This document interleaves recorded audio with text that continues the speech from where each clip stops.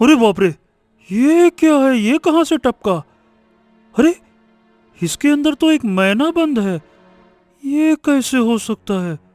चलो, इसे यहाँ आंधी तूफान में छोड़ने से अच्छा है कि इस मैना को अपने घर ले जाऊं।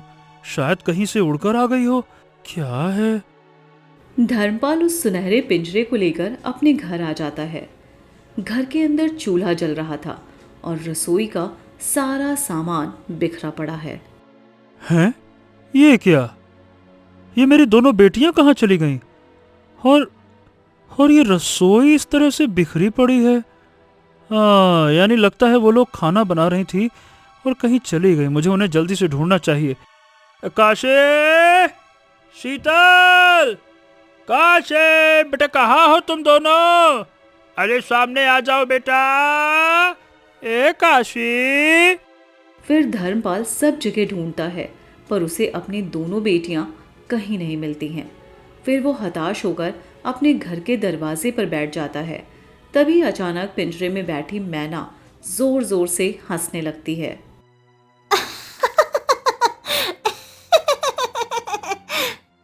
हैं? ये क्या? मैना, मैंने तुम्हें अपने घर में शरण दी और तुम मुझ पर इस तरह से हंस रही हो।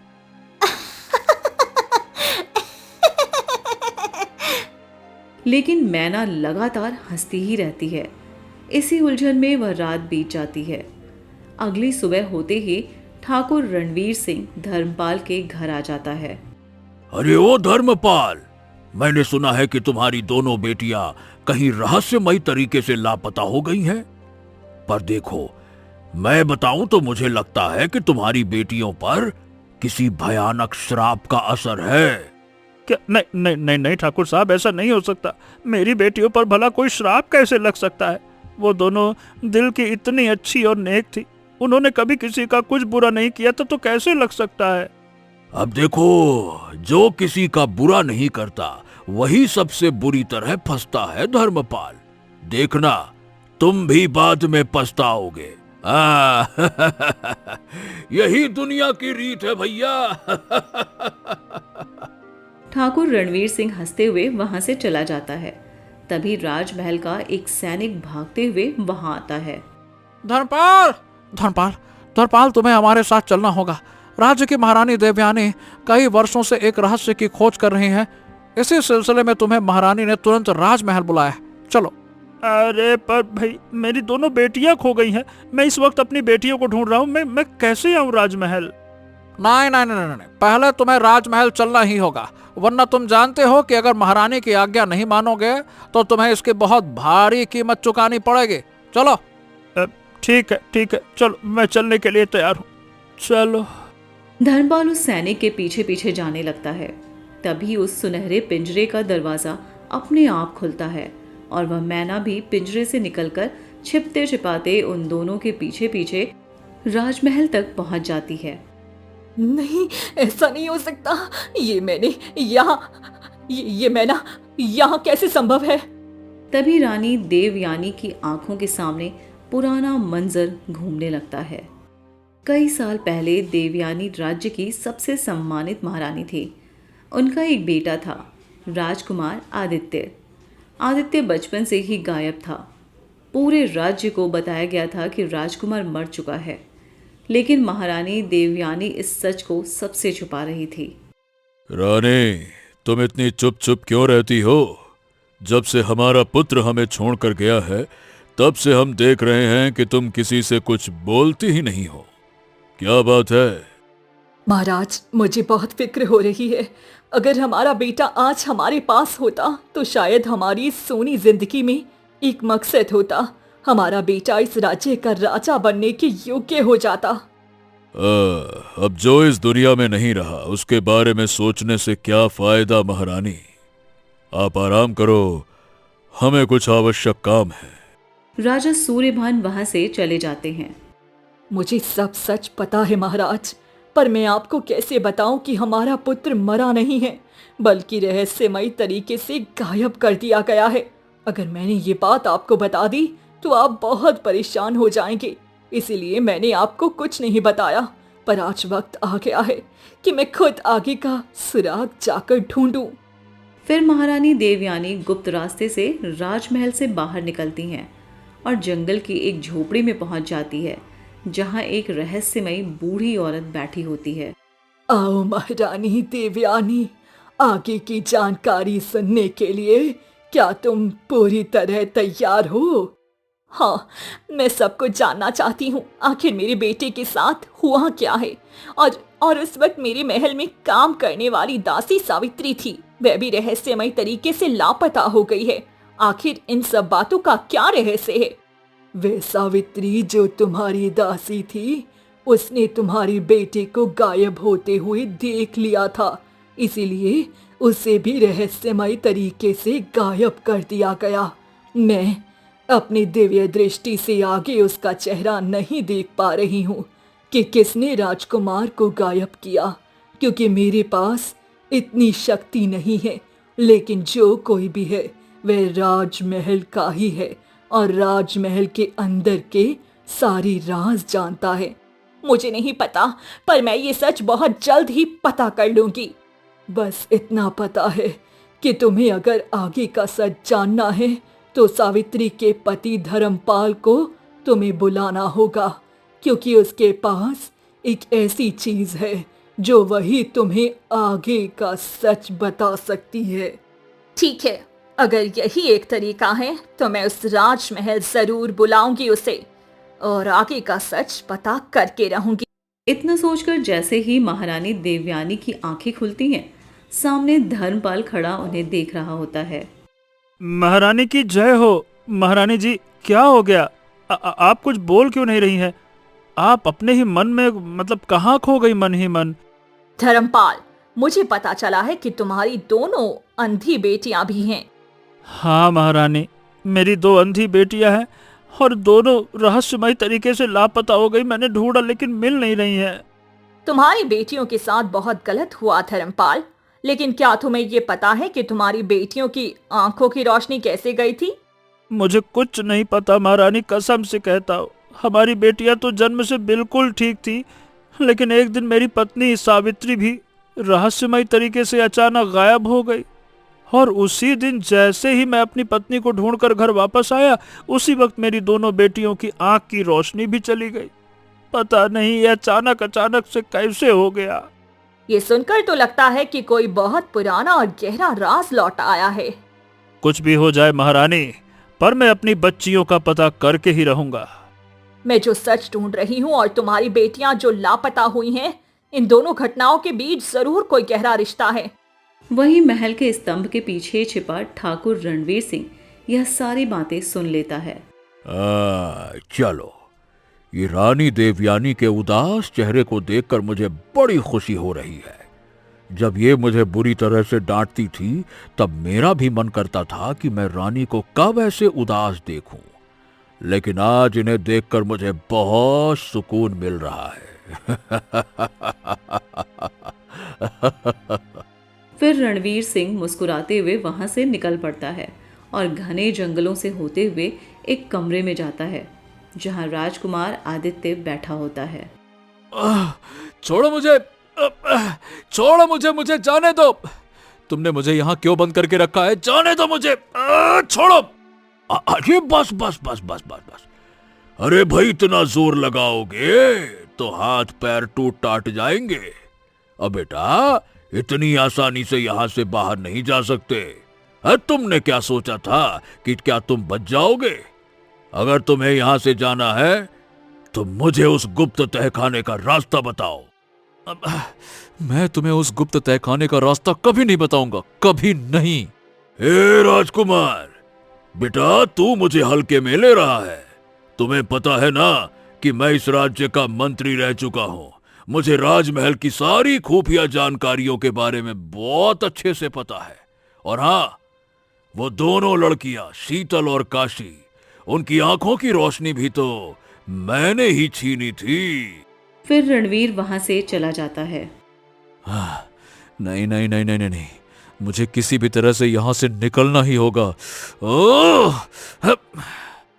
वहीं दूसरी तरफ शीतल और काशी परेशान होकर एक अनजान कमरे में बैठी थीं। काशी, काशी, हम यहाँ कैसे आ गए? हम यहाँ से बाहर कैसे जाएंगे? मुझे तो कुछ समझ में नहीं आ रहा। शीतल, शांत हो जाओ। मुझे लगता है कि हम किसी पुराने महल या खंडर में कैद हैं, क्योंकि यहाँ सब जगह छूने पर सिर्फ बड़े बड़े पत्थर ही महसूस हो रहे हैं। चलो, हम किसी की तरह यहाँ से बाहर निकल जाएंगे। हमारे पिताजी हमारे लिए बहुत परेशान हो रहे होंगे। फिर दोनों बहनें एक दूसरे का हाथ पकड़कर दीवारों को टटोलते हुए जैसे तैसे उस बंद कमरे के दरवाजे से बाहर निकलती हैं। तभी अचानक वही जादुई मैना उड़कर आती है और काशी के कंधे पर आकर बैठ जाती है। तुम दोनों चिंता मत करो, तुम दोनों मेरे पीछे पीछे आओ। मैं तुम्हें यहाँ से बाहर निकलने का रास्ता दिखाती हूँ। अरे तुम कौन हो और हमें अपने पीछे आने के लिए क्यों कह रही हो? इस वक्त तुम ये सब मत सोचो काशी, बस तुम दोनों एक दूसरे का हाथ पकड़ो और मेरी आवाज के पीछे पीछे चलो। फिर काशी और शीतल दोनों उस मैना के पीछे पीछे चल देती हैं। दोनों उसके पीछे चलते चलते एक बहुत ही रहस्यमयी और भयानक जगह पर पहुंच जाती हैं, जहां एक बूढ़ा व्यक्ति बैठा उन दोनों को देखकर कुटिलता से मुस्कुराने लगता है। आपने जैसा कहा था मालिक, मैं बिल्कुल वैसा ही करके इन दोनों को यहाँ ले आई हूँ। ये क्या, तुम यहाँ क्यों लेकर आई हो हमें? कहाँ लेकर आई हो ये हमें? और तुम किसको मालिक कह रही हो? सच सच बताओ, आखिर तुम हम दोनों क्यों इस तरह से किस मुसीबत में लेकर आई हो? अरे घबराओ मत लड़कियों, तुम मेरी नगरी में आ गई हो। मेरा नाम राजा सूर्यभान है और हम इसी नगरी के रहने वाले हैं। तुम दोनों यहाँ से चाहकर भी कभी आजाद नहीं हो पाओगी। कौन हो तुम और हमसे क्या चाहते हो? यहाँ से निकलने का सिर्फ एक ही रास्ता है। तुम दोनों में से किसी एक को मुझसे विवाह करना होगा। जब तुम मेरी पत्नी बन जाओगी तभी इस अंधेरी घाटी का गुप्त मार्ग खुलेगा। इस मायावी और रहस्यमयी दुनिया के रास्ते को सिर्फ मेरी पत्नी ही खोल सकती है, कोई दूसरा नहीं। मुझे ठीक नहीं लग रहा। एक तो इसकी आवाज किसी बूढ़े की जैसी है और उसकी बातों से एक अजीब सा खौफ महसूस हो रहा है। मैं देख नहीं सकती तो क्या हुआ, पर सब कुछ साफ साफ सुन और महसूस तो कर सकती हूँ। मैं भले ही बूढ़ा हूँ, पर तुम दोनों भी तो देख नहीं सकती ना। भला तुम जैसी अंधी लड़कियों से कौन विवाह करेगा? राजा सूर्यभान वहां से पीछे हटने लगता है। अंधेर नगरी का द्वार बंद हो जाता है। तभी काशी बुरी तरह घबरा जाती है। क्या क्या ये क्या हुआ? दरवाजा बंद हो गया। शीतल, तुम कुछ करती क्यों नहीं? कोई तो रास्ता खोजना ही होगा। काशी, होश में आओ, कुछ भी हो जाए हमें उस बूढ़े की बातों में आना नहीं है। अच्छा, तो तुम्हें ये सब बकवास लग रहा है? वह मुझसे विवाह करने को तैयार है और ये तुम सह नहीं पा रही हो। तुम मुझसे जल रही हो शीतल। काशी, तुम ये क्या कह रही हो? मैं तुम्हारी बहन हूँ, मैं भला तुमसे क्यों जलूंगी? अरे अरे अरे अरे, लड़ो मत काशी। ये लो एक जादुई जूती है ये, इसे अपने पैरों में पहन लो। काशी बिना सोचे समझे उस जादुई जूती को अपने पैरों में पहन लेती है। तभी बुरी तरह तड़पने लगती है। नहीं, ये क्या हो रहा है? मेरा पैर, मेरा पूरा शरीर जकड़ता जा रहा है। बचाओ शीतल, मुझे बचाओ, मेरा दम घुट रहा है। काशी, कहाँ हो तुम? उस दुष्ट ने तुम्हारे साथ क्या किया? शीतल, मुझे माफ कर देना बहन। मैंने तुम पर झूठा इल्जाम लगाया। मेरी सांसें बंद होने को है। नहीं काशी, तुम आंखें बंद मत करो। हम दोनों साथ आए थे और साथ ही घर जाएंगे। तभी इतने में चेहरे पर नकाब पहने एक व्यक्ति भागते हुए वहां आता है। हाँ, सुनो, तुम दोनों मेरे पीछे पीछे चलो। अरे देख क्या रही हो, जल्दी करो, हमारे पास बिल्कुल वक्त नहीं है, जल्दी करो, आओ। तुम कौन हो? देखो, इस वक्त तो कुछ भी बताने का समय नहीं है। वो दुष्ट राजा तुम लोगों को नहीं छोड़ेगा। अगर अपनी जान प्यारी है तो चलो मेरे साथ, चलो। फिर दोनों बहनें उस नकाब पोश व्यक्ति के पीछे पीछे तेजी से भागने लगती हैं। कुछ ही देर की दौड़ के बाद वे उस रहस्यमय मायावी दुनिया से बाहर सुरक्षित आ जाते हैं। हाँ, मैंने तुम दोनों को सही सलामत उस आफत से बाहर निकाल दिया है। अब तुम दोनों सीधे रास्ते से अपने घर चली जाओ। मुझे अब यहां से जाना होगा। जाओ। रुको, तुम अपना नाम तो बताते जाओ। तुम आखिर कौन हो? मैं देख नहीं सकती, इसीलिए तुम्हारा चेहरा कभी याद नहीं रख पाऊंगी। पर कम से कम तुम्हारे नाम से तो मुझे हमेशा ये पता रहेगा कि तुमने हमारी जान बचाई थी। नहीं, मैं ये भी नहीं बता सकता। जाओ। फिर वह नकाबपोश वहां से घने जंगलों में भाग जाता है। चलो शीतल, हमें अब जल्दी घर जाना चाहिए। पिताजी पता नहीं हमारे लिए कितने परेशान हो रहे होंगे। हाँ चलो काशी, जल्दी चलते हैं। फिर दोनों बहनें जैसे ही थोड़ा आगे बढ़ती हैं, तभी अचानक रास्ते के बीच में ठाकुर रणवीर सिंह आकर खड़ा हो जाता है। अरे रुको रुको रुको, तुम दोनों यहाँ कैसे आ सकती हो? तुम दोनों को तो मैंने उस पुराने काल महल में कैद कर दिया था। तुम वहां से आजाद कैसे हुई? कौन है वहाँ? ये किसकी आवाज है? अरे रुको रुको रुको, तुम दोनों यहाँ कैसे आ सकती हो? तुम दोनों को तो मैंने उस पुराने काल महल में कैद कर दिया था। तुम वहां से आजाद कैसे हुई? मैं वही ठाकुर रणवीर सिंह हूँ जो राजमहल का पहले मंत्री रह चुका है। तुम दोनों बचकर भाग नहीं सकती। रणवीर जैसे ही उन दोनों को पकड़ने के लिए आगे बढ़ता है, तभी इतने में वहीं जादुई मैना हवा में उड़ती हुई आती है। नहीं रणवीर, तुम इस दोनों को कुछ नहीं कर सकते। छोड़ दो इन दोनों को। मैना, तुम यहाँ कैसे? नहीं, ऐसा नहीं हो सकता। ये सच, ये पुराना सच सबके सामने नहीं आ सकता। नहीं। तुम कितनी भी कोशिश कर लो रणवीर, लेकिन तुम जो पाप किए हो वह सारा सच अब बहुत जल्द सबके सामने आ जाएगा। तभी रणवीर उस मैना को पकड़ने की कोशिश करता है, तभी मैना धूल उठाकर फेंक देती है। अरे मेरी आंखें, अरे मेरी आंखें, धोखेबाज पक्षी, मैं तुझे नहीं छोड़ूंगा। शीतल, यहाँ क्या हो रहा है? ये किसकी आवाज है? काशी, शीतल, तुम दोनों अब एक पल भी यहाँ मत रुको। तुम दोनों तुरंत मेरे पीछे आओ। फिर वह मैना उन दोनों बहनों को ठाकुर रणवीर सिंह के चुंगल से बचाकर सुरक्षित एक शांत झोपड़ी में ले आती है। तो तुम दोनों को अब अपने परिवार और इस राज्य का पूरा सच जानना है ना? हाँ, हम पूरा सच जानना चाहती हैं, क्योंकि हम लोग कुछ भी समझ नहीं पा रही हैं कि आखिर हमारे साथ और हमारे माता पिता के साथ ये सब क्या हो रहा है। तो सुनो, ये उस समय की बात है जब राजा सूर्यपान अपने राज्य में महारानी देवयानी के साथ रहती थी। राजा सूर्यपान अपनी रानी देवयानी से बहुत प्रेम करते थे। रानी देवयानी, मैंने सोचा है कि क्यों न हम अपने राज्य की ताकत और प्रतिष्ठा बढ़ाने के लिए पड़ोसी राज्यों के साथ एक बहुत ही बड़ी राज्य संधि कर लें। हाँ, क्यों नहीं महाराज। हमारे राज्य को और भी मजबूत करने के लिए ये संधि करना बहुत ही जरूरी है। ठीक है, तो कल ही हम पड़ोसी राज्य के राजाओं के पास जा रहे हैं। हम कई राज्यों के साथ मिलकर एक महत्वपूर्ण बैठक करेंगे। फिर दोनों राजा रानी मुस्कुराते हुए बातें करने लगते हैं। वहीं कक्ष के स्तंभ के पीछे छिपा उनका दुष्ट मंत्री रणवीर उनकी सारी बातें सुन लेता है। नहीं, ऐसा कभी नहीं हो सकता।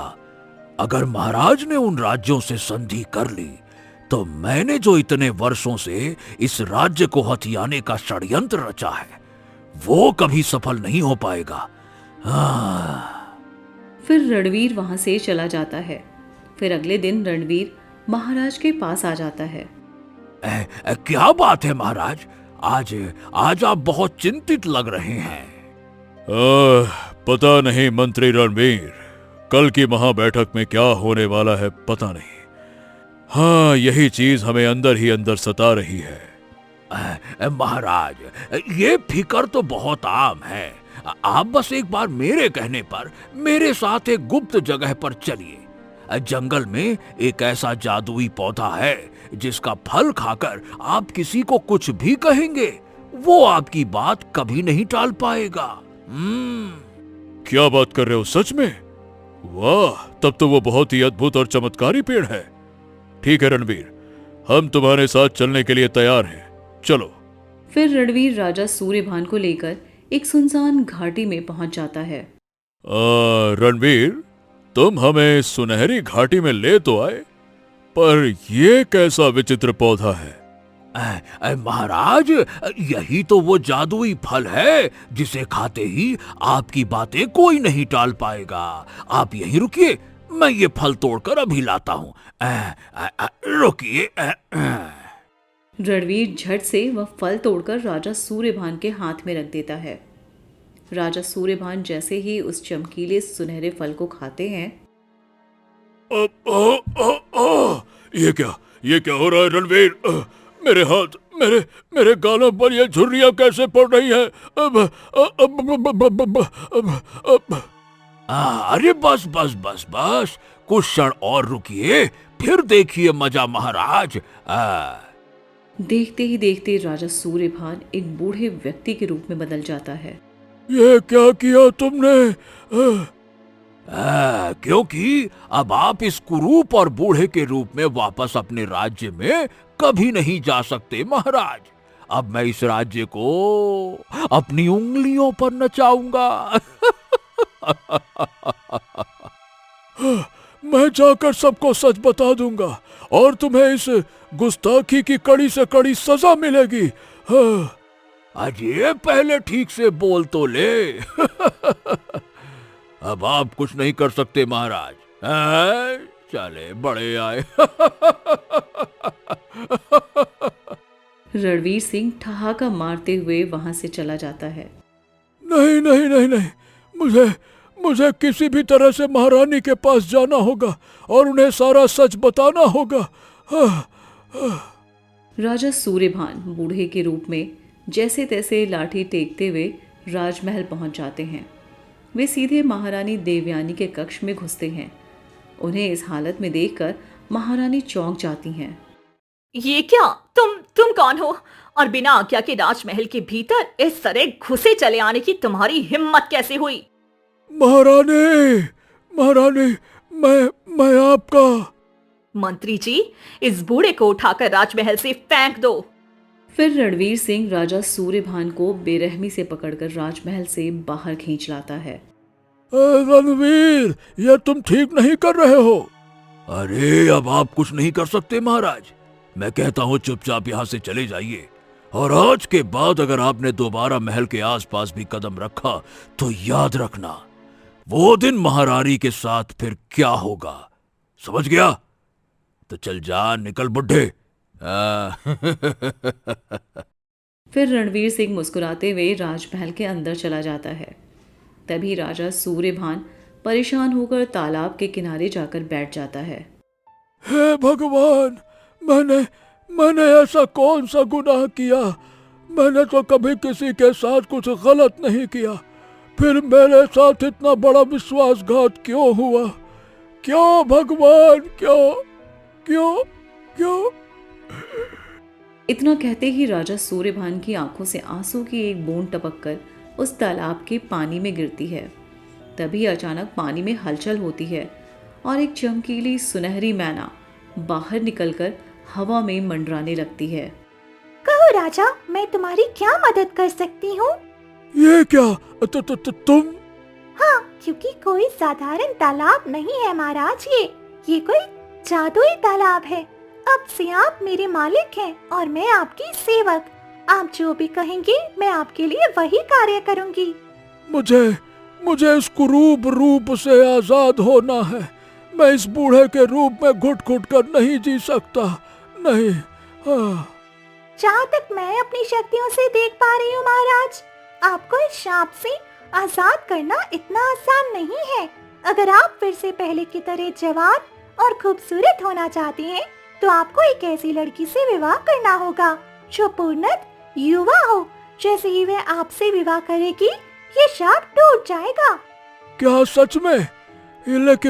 लेकिन इसके लिए तो मुझे किसी मासूम लड़की के जीवन के साथ खिलवाड़ करना पड़ेगा। ये न्याय संगत नहीं है मैना।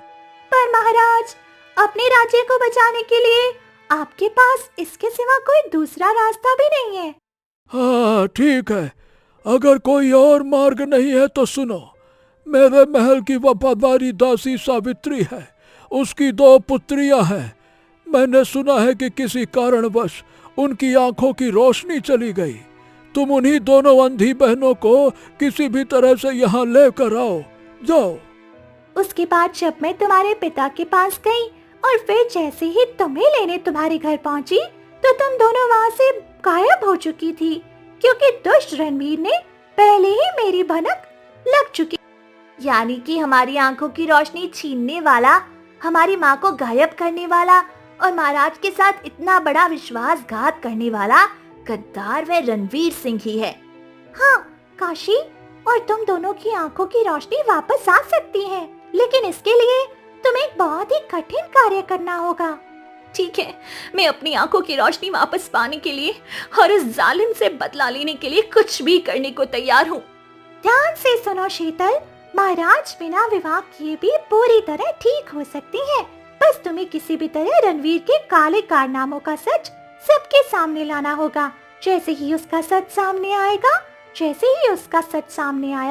वैसे ही कैद में बंद राजकुमार आदित्य की शादी अपने आप आ जाएगी और राजकुमार आदित्य के हाथों का पवित्र जल जैसे ही राजा पिएंगे, राजा पूरी तरह स्वस्थ होकर अपने असली रूप में आ जाएंगे।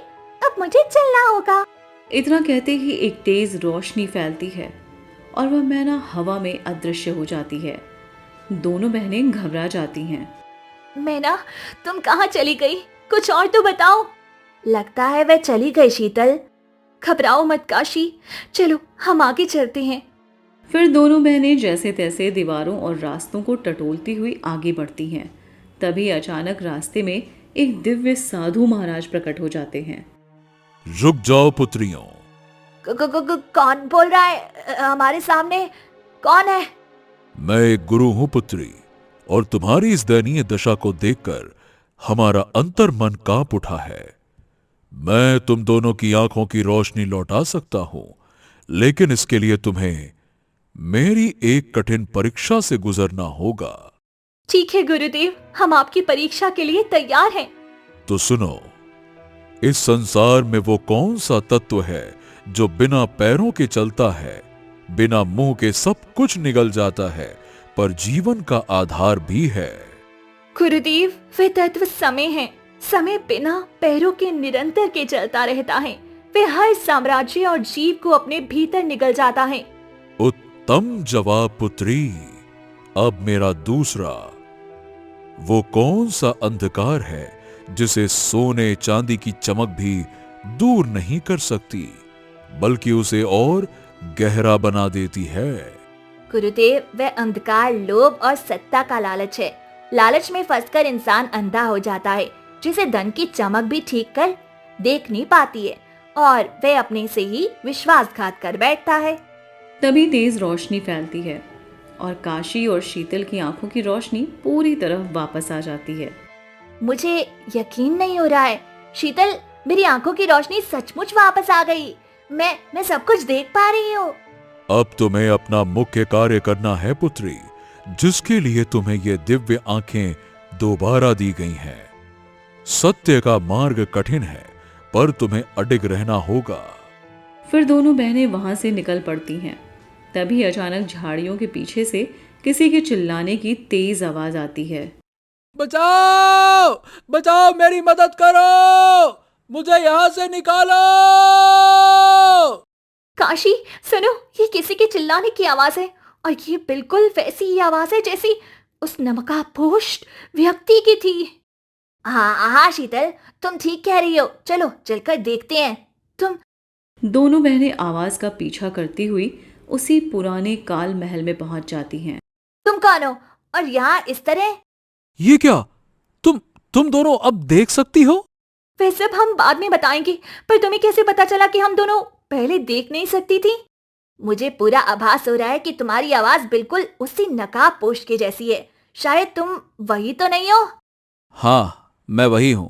मैंने ही तुम दोनों की मदद की थी, लेकिन वहां से निकलने के बाद जैसे ही आगे बढ़ा, तभी उस दुष्ट रणवीर ने मुझे पीछे से पकड़ लिया। उस रणवीर ने बहुत पाप किए हैं। अब पानी सर से ऊपर जा चुका है। हमें तुरंत गांव के चौपाल पर चलकर पंचायत के सामने ये सब बताना होगा। ठीक है, चलो चलते हैं, चलो। फिर तीनों वहां से निकलते हैं और सीधे गांव के चौपाल पर पहुंच जाते हैं, जहां मुखिया और गांव वाले बैठे होते हैं। अरे ये क्या, ये दोनों तो धर्मपाल की बेटियां हैं जिनकी आंखों की रोशनी चली गई थी। फिर इनकी आंखों की रोशनी वापस कैसे आ गई? और ये इस अजनबी लड़के के साथ यहाँ क्या कर रही हैं? बस बस बस बस, शांत हो जाइए, शांत हो जाइए, ऐसा कुछ नहीं है। सब कुछ बताता हूं मैं। देखिए, हम सब एक बहुत बड़ी मुसीबत में थे और मैं और कोई नहीं बल्कि राजकुमार आदित्य हूं। तभी शीतल सारा सच बता देती है।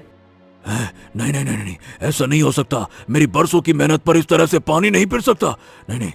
अरे मुखिया जी, ये सरासर झूठ बोल रहे हैं। ये कोई राजकुमार नहीं है, ये सब मुझे फंसाने की साजिश है। हम कोई झूठ नहीं बोल रहे हैं मुखिया जी, और अगर आपको हमारी बातों पर रत्ती भर भी यकीन नहीं है तो आप अभी इसके घर जाकर तलाशी ले लीजिए। बस बहुत हो गया, अब हम इस बात पर और कोई बहस नहीं चाहते हैं।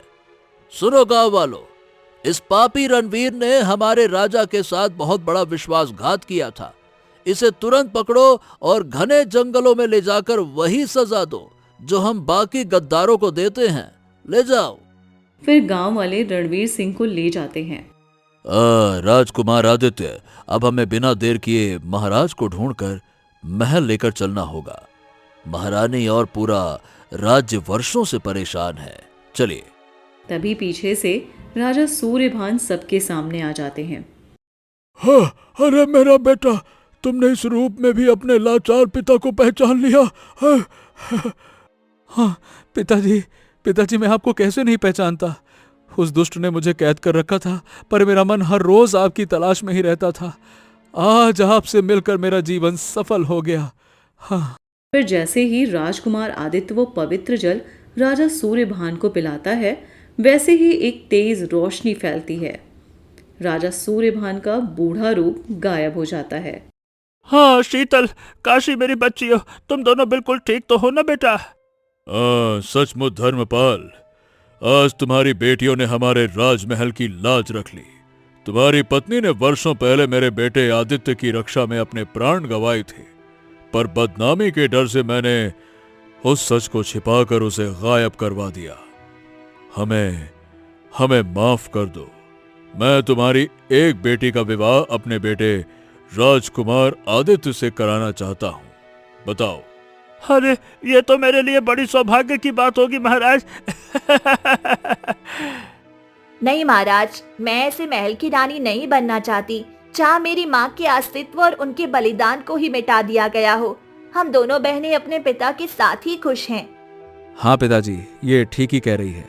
मैं भी इनके साथ रहूंगा तो उनके साथ हुआ अन्याय ही याद आएगा। चलिए चलते हैं पिताजी, चलिए। इसके बाद शीतल और काशी अपने पिता धर्मपाल के साथ गर्व से अपने घर चली जाती हैं और राजकुमार आदित्य अपने पिता राजा सूर्यभान के साथ राजमहल लौट जाते हैं।